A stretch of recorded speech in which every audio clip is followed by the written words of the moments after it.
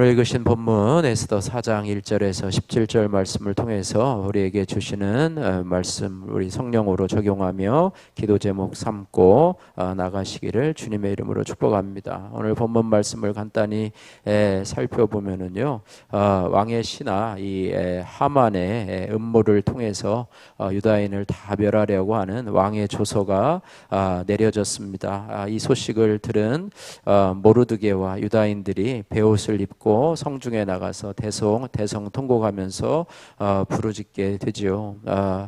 이런 상황을 본 에스더, 유대인이죠. 유대인인 이 에스더, 또 왕후인 에스더에게 모르드게가 그 사정을 알리면서 왕께 나가서 이 유다인들의 구원을 청하라 이렇게 얘기를 합니다.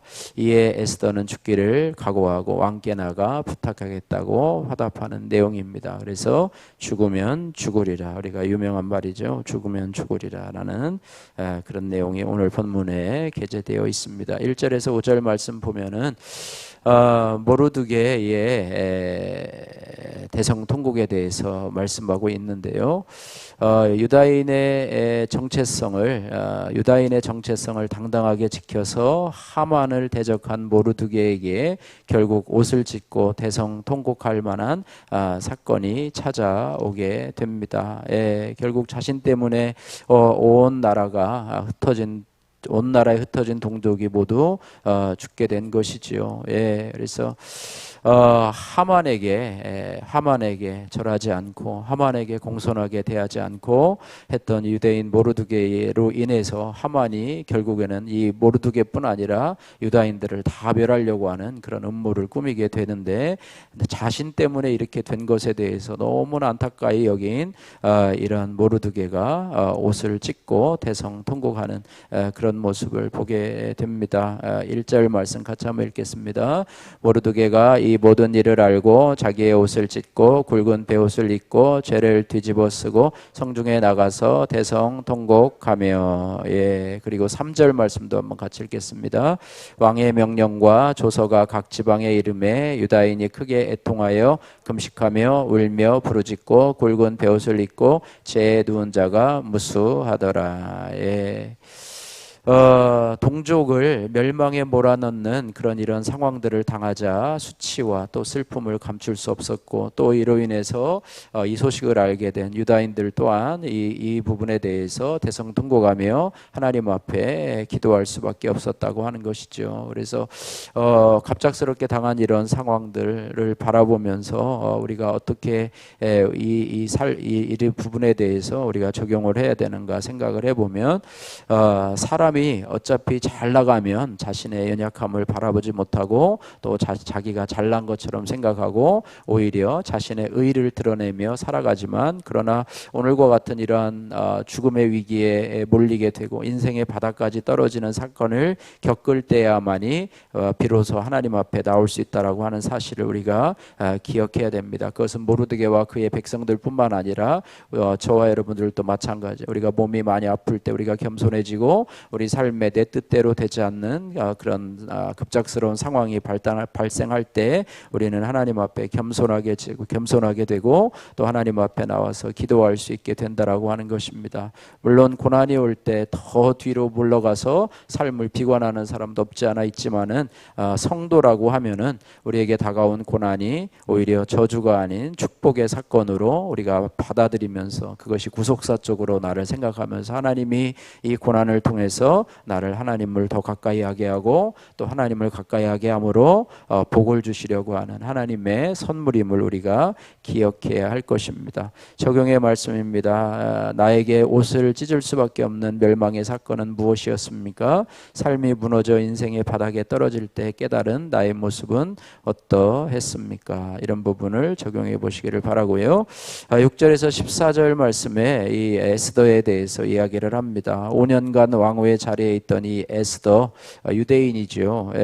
또 이 모르드게의 조카이기도 하고요. 그래서 이 바깥 사정을 잘 알지 못해 왕궁에만 갇혀 있다 보니까 뭐 바깥에서 무슨 일이 일어나는지 뭐 잘 알지 못하지요. 그래서 그런 그가 모르드게가 베옷을 입었다라고 하는 말을 누구에게 전해 듣고서야 유다인을 진멸하라는 왕의 조서가 내려졌음을 알게 됩니다. 그래서 이런 부분을 알고 나서요, 특별히 모르드게의 부탁을 받게 됩니다. 왕께 나가서 민족을 구하라라고 하는 모르드게의 부탁을 받고 일단 자신이 죽을까봐 두려워하게 됩니다. 그래서 왜 두려워하냐면 왕께 아무런 허락이 없이 나가게 되면, 왕의 부름을 받고 나가면 괜찮은데 왕의 부름이 없이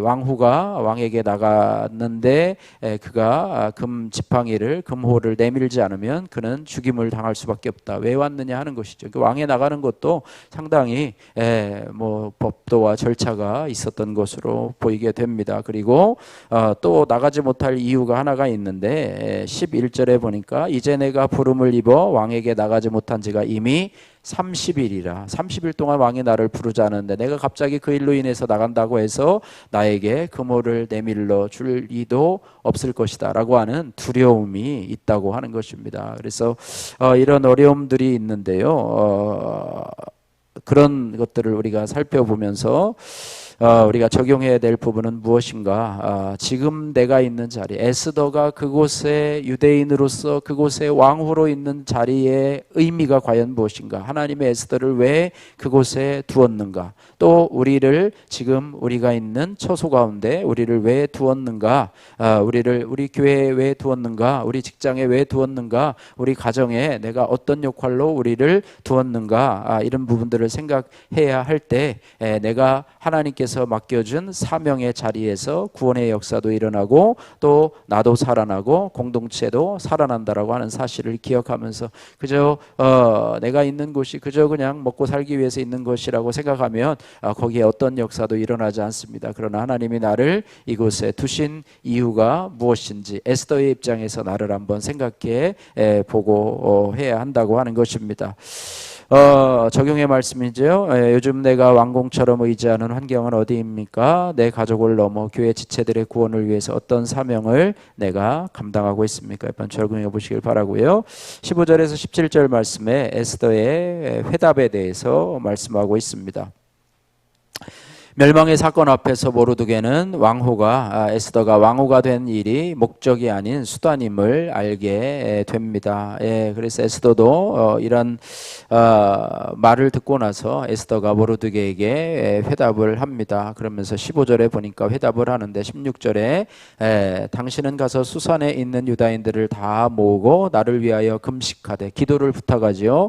3일 밤낮을 금식하며 먹지도 말고 마시지도 말고 나를 위해서 금식하되 나도 금식하겠고 또 나의 시녀들도 금식한 후에 규례를 어기고 왕께 나가겠다, 이렇게 이야기를 합니다. 그러니까 무작정 나가는 것이 아니라 공동체에게 기도 부탁을 하고 자신도 금식하며 기도 부탁을 하면서 이제는 하나님께 나의 목숨을 맡기겠다라고 하는 그런 것이죠. 그러면서 오늘 16절 말씀에 이렇게 금식한 후에 규례를 어기고 왕에게 나가리니 죽으면 죽으리다 하니라, 이렇게 말하고요. 17절에 모르드게가 가서 에스더가 명령한 대로 다 행하니라, 이렇게 오늘 본문의 결론을 내리고 있습니다. 그래서 에스더도 지금까지 아니란 태도를 버리고 죽으면 죽으리라의 각오로 동족을 위해서 위험을 무릅쓰겠다 말씀하면서 이 일을 혼자 힘으로 할 수 없음을 인정하고 수산의 유대인 모두에게 자신을 위해서 3일간 금식할 것을 부탁하고 자신과 자신의 시녀도 함께 금식하고 그 다음에는 믿음으로 나가겠다, 이렇게 말을 하고 있습니다. 이 부분에서 우리에게 생각해 볼 만한 적용의 말씀은 에스더에게 말한 모르드게의 이 말씀, 내가 지금 이 자리에 있는 것은 이때를 위함이 아니냐. 네가 네 목숨을 구원하고자, 너 한 사람의 목숨을 구원하고자 하면 우리는 다른 데로서 구원을 얻겠지만 너는 내 목숨을 유지하지 못하리라 라고 말씀을 하고 있는 것이죠. 그래서 이렇게 모르드게와 같이, 모르드게가 에스더에게 한 말과 같이 마음을 찌르는 지적도 에스더가 주님의 말씀으로, 하나님의 음성으로 듣고 돌이켜서 공동체와 함께 은혜를 구할 때 구원의 역사가 일어난다고 하는 사실을 우리 에스더의 죽으면 죽으리라의 고백을 통해서 우리가 알 수 있다라고 하는 것입니다. 적용의 말씀입니다. 최근 주위 사람들에게 마음을 찌르는 듯한 지적을 들은 일이 있습니까? 또 그 말을 듣고 돌이켜야 할 나의 죄악은 무엇입니까? 이런 부분들을 기억하면서 때로는 공동체에 여러분들 기도를 부탁하시고, 여러분 혼자만 그냥 끙끙거리지 말고요, 우리 공동체에 함께 기도를 부탁하고 함께 기도하면서 어떤 일이 진행되고 또 그 일을 중간에 하면서 진행하시기를 바라고요. 욕 먹으면 먹으리라고 하는 박주연님의 큐팅 간증입니다. 의사 남편과 결혼한 저는 돈과 명예를 쫓아 살았습니다. 그런데 결혼한 지 10년쯤 되었을 때에 남편의 무리한 주식 투자로 망하는 사건을 겪게 되었습니다. 그럼에도 남편은 주식을 끊지 못했습니다. 저는 월세방으로 가야 하는 상황이 되자 내 인생이 암담해서 억울하고 죽을 것만 같았습니다. 매일 울며 이혼과 죽음을 생각하고 있을 때 하나님은 저를 믿음의 공동체로 인도해 주셨습니다. 그곳에서 저는 말씀에 비추어 나 자신의 죄인된 실체를 볼 수 있었습니다. 그리고 그동안 제 삶의 방향이 천국 소망이 아닌 세상 욕심에 맞춰져 있음을 깨달았습니다. 몇 년 전 친정아버지는 대장암 말기와 고관절 골절로 힘들어하셨습니다. 하지만 저는 먹고 살기 바빠 지방에 계신 아버지를 자주 찾아뵙지 못했습니다. 아버지께 복음 전하기를 미루며 부모님 구원에 대한 사명을 잊어버린 것이죠. 그러다 얼마 후에 아버지는 돌아가셨고 저는 아버지께 미리 말씀을 전하지 않은 것을 회개했습니다. 그래서 다급한 마음으로 어머니에게 곧바로 말씀을 전했지만 어머니는 화만 내셨습니다.